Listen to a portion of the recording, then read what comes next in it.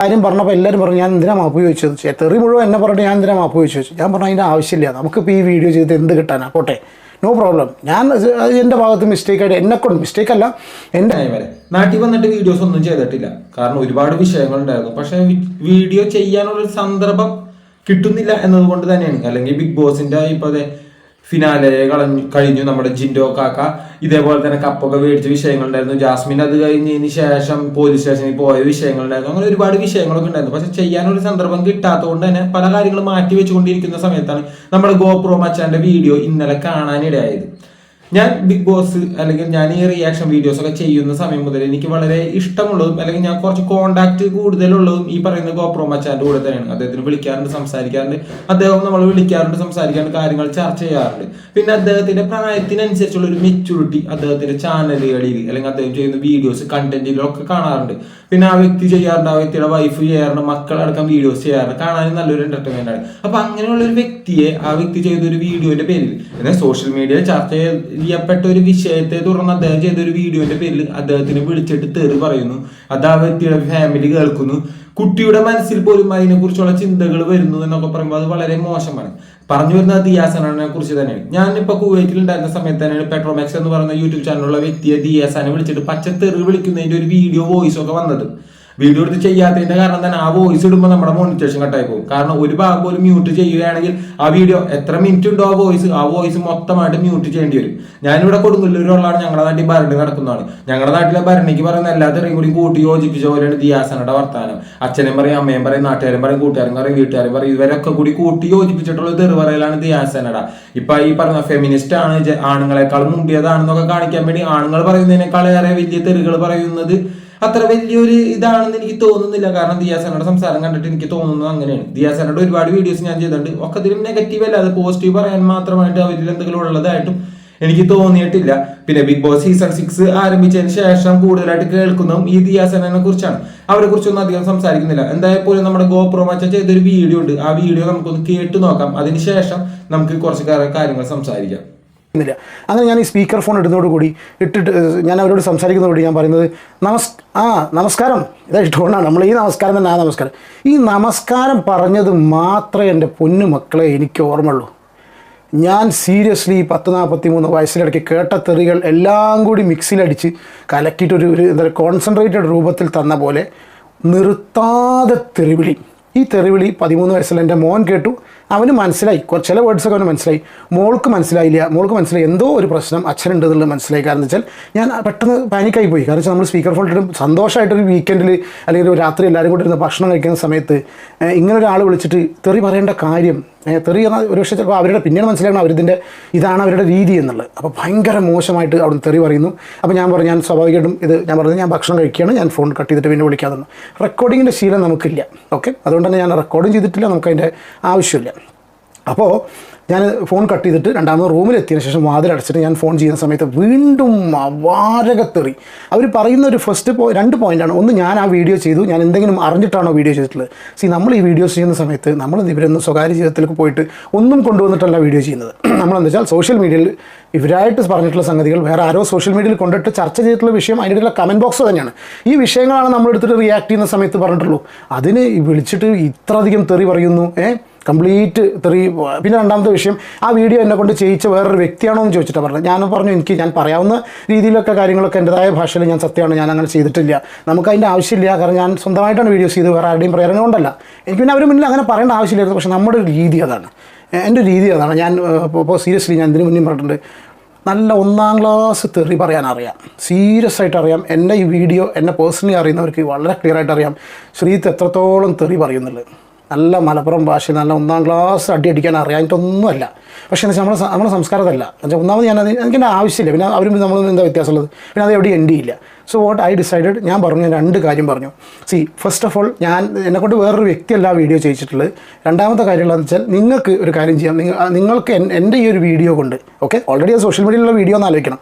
നിങ്ങൾക്ക് ഞാൻ ചെയ്ത ആ വീഡിയോ കൊണ്ട് എന്തെങ്കിലും ബുദ്ധിമുട്ടുണ്ടായിച്ചാൽ ഞാൻ മാപ്പ് ചോദിക്കുന്നു. വളരെ സിൻസിയറായിട്ട് ഞാൻ അവരോട് സോറി പറഞ്ഞു.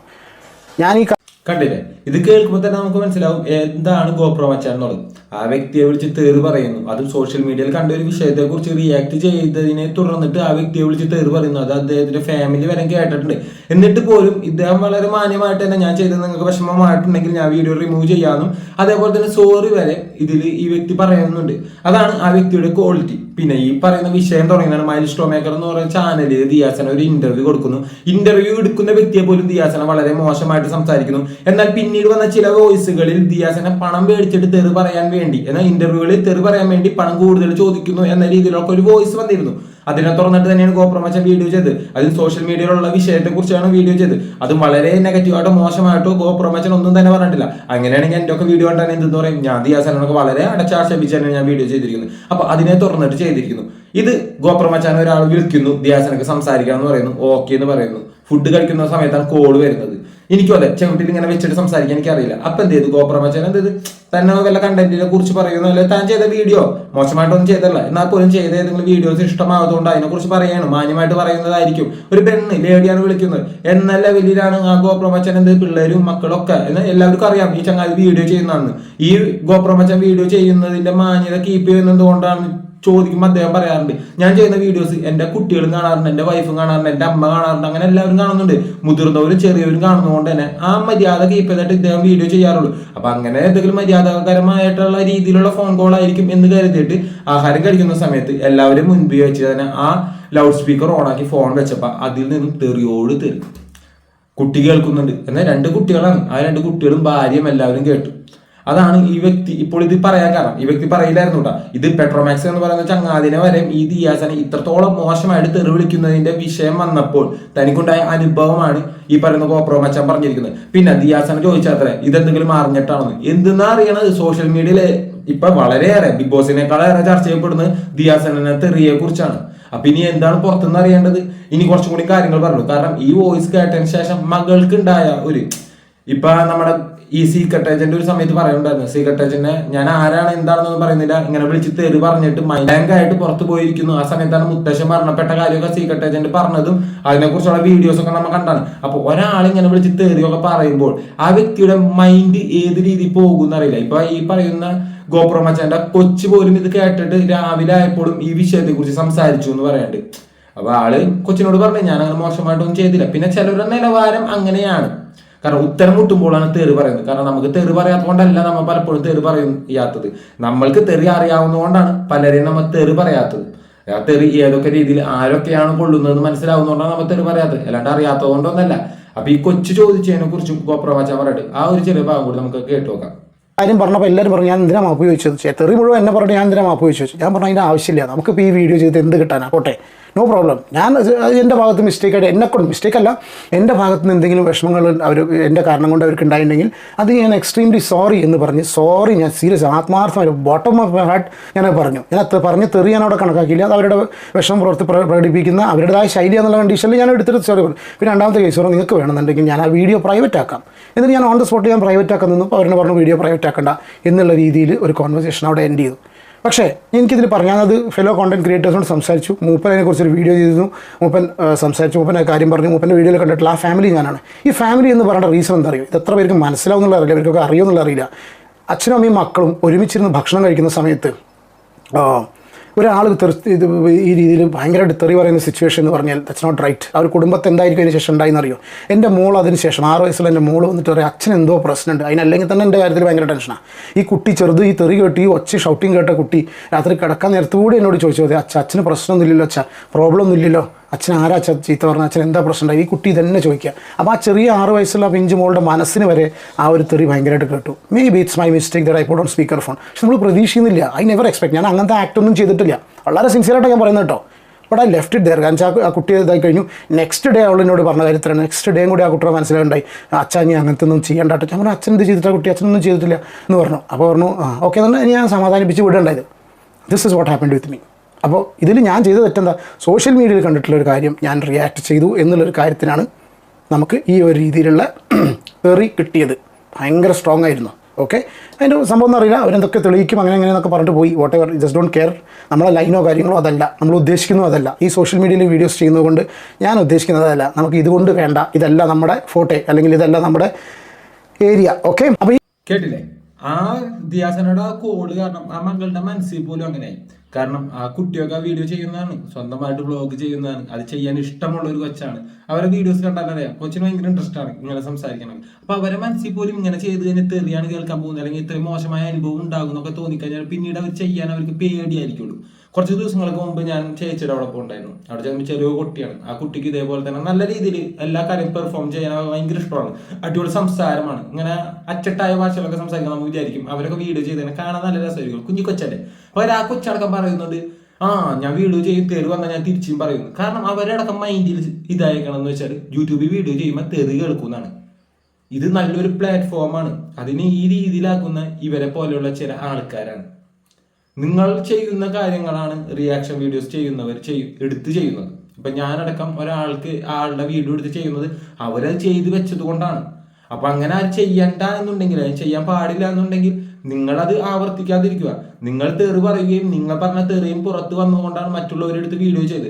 നിങ്ങൾ തന്നെ ഒരു ഇന്റർവ്യൂവില് ലക്ഷങ്ങൾ ആൾക്കാർ കാണുന്ന ഒരു ഇന്റർവ്യൂവിൽ വന്നിട്ട് പോലും ആ ഇന്റർവ്യൂവറെ പോലും തെറി വിളിക്കുന്നത് പുറത്ത് വന്നുകൊണ്ടാണ് നിങ്ങൾക്ക് അങ്ങനെ ഒരു ലേബിൾ തന്നെ കിട്ടിയത്. ഫെമിനിസ്റ്റ് ആണ്, എല്ലാം ശക്തമായിട്ട് സംസാരിക്കുന്നതാണ്, വലിയ ശക്തമായിട്ട് അഭിപ്രായമുള്ളവരൊക്കെയാണ്, ഓക്കെയാണ്. പക്ഷെ ആ ശക്തമായിട്ടും ധൈര്യമുണ്ട്, എവിടെയും എന്തും തുറന്ന് പറയാൻ പറ്റും, ഞങ്ങൾക്ക് നാണമില്ല മാനമില്ല എന്നൊക്കെ കാണിക്കുന്നത് ഇതുപോലെയുള്ള കാട്ടായം കാണിച്ചിട്ടല്ല എന്ന് തന്നെ പറയുന്നു. ദേഷ്യം വരും എല്ലാവർക്കും, ഇല്ലെന്നൊന്നുമല്ല. പക്ഷെ അതിനൊക്കെ ഒരു കൺട്രോൾ വേണം. അത് നിങ്ങളെപ്പോലെയുള്ള സെലിബ്രിറ്റികളായിരിക്കഴിഞ്ഞാൽ അത് മറ്റുള്ളവന്റെ കുടുംബത്തിൽ കയറിയിട്ട് ഇമാതിരിയുള്ള പരിപാടി കാണിക്കാതിരിക്കുക. ഇപ്പൊ ഇങ്ങനെ കാണിച്ചുകൊണ്ട് എന്താണ് ഇപ്പോൾ ഇതുവരെ ഉണ്ടായതിനേക്കാൾ കൂടുതൽ സൈബർ ആക്രമണങ്ങൾ നേരിടേണ്ടി വന്നു. ഇപ്പൊ കോപ്രോമാച്ചൻ ഇത് അങ്ങനെ പുറത്തൊന്നും പറഞ്ഞിട്ടുണ്ടായിരുന്നില്ല. നിങ്ങൾ ഇതുപോലെ തന്നെ തുടർന്നു കൊണ്ടുപോകുന്നത് കണ്ടപ്പോൾ, അല്ലെങ്കിൽ നിങ്ങൾ ഇങ്ങനെ ഒരു വ്യക്തിയാണ് എന്നത് ഇപ്പോൾ സോഷ്യൽ മീഡിയ രജിസ്റ്റർ ചെയ്ത് കഴിഞ്ഞ പോലെയാണ്. അതുകൊണ്ട് തന്നെയാണ് ഇപ്പൊ ഞാനടക്കം ഈ വീഡിയോ എടുത്തത്. പിന്നെ കോപ്രോമാച്ചാൻ ആളുടെ ഫാമിലിയൊക്കെ എനിക്ക് അറിയാവുന്നതുകൊണ്ടാണ് പരമാവധി ഇപ്പൊ ഞാൻ വേറൊരു വീഡിയോസ് ചെയ്തല്ല വന്നിട്ട് ഇത്ര ദിവസത്തിനുള്ളിൽ. ഇപ്പൊ ഇത് ചെയ്യാൻ കാരണം തന്നെ ആ വ്യക്തി എനിക്കറിയാവുന്നതുകൊണ്ടും ആ വ്യക്തി ചെയ്യുന്ന വീഡിയോക്ക് ഒരു നിലവാരമുള്ളത് കൊണ്ടും നിങ്ങൾ കാണിച്ചത് ആ നിലവാരത്തിനേക്കാൾ എത്രയോ താഴെയാണെന്ന് മനസ്സിലായത് കൊണ്ടുമാണ് ഇത്ര തന്നെ പറയുന്നുള്ളൂ. ഇനിയെങ്കിലും ഇങ്ങനെയുള്ള ഒരു സോഷ്യൽ മീഡിയയാണ്, ഒരുപാട് പേരുടെ ചിലപ്പോൾ ജീവിതമാർഗം തന്നെ ആയിരിക്കും. അതിന് ഇത്രയും മോശമായ രീതിയിൽ കാണിക്കാതിരിക്കുക. ഇപ്പൊ എന്റെ ഇത്തൊക്കെ ലൈവ് ചെയ്യുന്നതാണ്, അവരടക്കം പറയുന്നു വളരെ മോശമായ അവസ്ഥയിൽ ചിലരുടെ കമന്റുകളൊക്കെ കാണുമ്പോൾ അഭിപ്രായം പറയാം, നല്ല മാന്യമായിട്ട് എന്തൊക്കെ അഭിപ്രായം പറയാം. ഇപ്പൊ ഞാൻ ചെയ്യുന്നത് തെറ്റാണെന്ന് പറയാം, ഞാൻ ചെയ്യുന്നത് ശരിയല്ലെന്ന് പറയാം, ഞാൻ ചെയ്യുന്നതിൽ പോരായ്മ ഉണ്ടെങ്കിൽ ആ പോരായ്മ നിങ്ങൾക്ക് കമന്റ് ചെയ്യാം. അതിനൊക്കെയുള്ള ഓപ്ഷൻ ഉണ്ട്. പക്ഷെ അത് തെറി പറഞ്ഞിട്ടാവരുത്. ഒരു കാര്യം തന്നെ ചിന്തിച്ചാൽ മതി. ഇപ്പൊ എന്റെ ഫാമിലിയെ തെറി പറഞ്ഞാല് അതേപോലെ ഒരു ഫാമിലി നിങ്ങൾക്കുണ്ടാകും. ഇനി തെറി പറയുന്നവർക്ക് ഇങ്ങനെ ഒരു ഫാമിലി ഇല്ല എന്നുണ്ടെങ്കിൽ വി ആർ ഓൾവേസ് വെൽക്കം. നിങ്ങൾക്ക് എത്ര വേണമെങ്കിൽ തെറി പറയുന്നവർക്ക് ഫാമിലി ഉണ്ടാകാൻ പാടില്ല എന്നത് ഓർത്ത് വെച്ചിരിക്കുക. ഓക്കെ, കാരണം നമ്മൾക്കും നാക്കും വായൊക്കെ ഉള്ളതാണ്. നമ്മളും പറയുന്ന നല്ല എരിവും പൊളിയും ചേർത്തിട്ട് നല്ല അസലായിട്ട്. Okay, by.